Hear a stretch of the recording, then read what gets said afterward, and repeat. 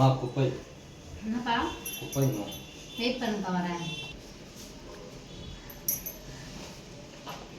மா என்னம்மா குப்பை இந்த காய்கறி தனியாக இந்த துணி தனியாக எல்லாம் தனித்தனியாக பிரித்து விடனா எல்லாம் ஒன்றா போட்டுருவோம். எல்லா அதுலேயும் பிரித்து தான் வச்சுருக்கேன் பாருப்பா நல்லா. மா பக்கத்து வீட்டிலலாம் வந்து கரெக்டாக பிரித்து தராங்கம்மா, நீங்கள் தான்மா பிரித்து தர மாட்டேங்கிறீங்க. நீங்கள் தான்ப்பா பிரிச்சுக்கணும். குப்பையை கொடுவா நாங்கள் பிரித்து தருவோம். அதான் ஒரு பையில் போட்டு கொடுத்துருக்கேன்ல நான். மேடம் பிரித்து தான் மேடம் தரணும், தனித்தனியாக தான்மா பிரித்து தரணும். இல்லாட்டி போனால் நாளையிலேருந்து உங்கள் வீட்டுக்கு வர மாட்டேன், தண்ணி தான் கொடுக்குறோம்மா. ஏன்ப்பா உங்கள் கம்பெனியில் சம்பளம் வாங்குறது இல்லையா நீங்கள்? நாங்கள் தான் பிரித்து கொடுக்கணும்னு ஒன்றும் சட்டம் ஒன்றும் இல்லைப்பா. மா நீங்கள் தண்ணி மட்டும் கொடுமா குடிக்கிறதுக்கு. இந்தப்பா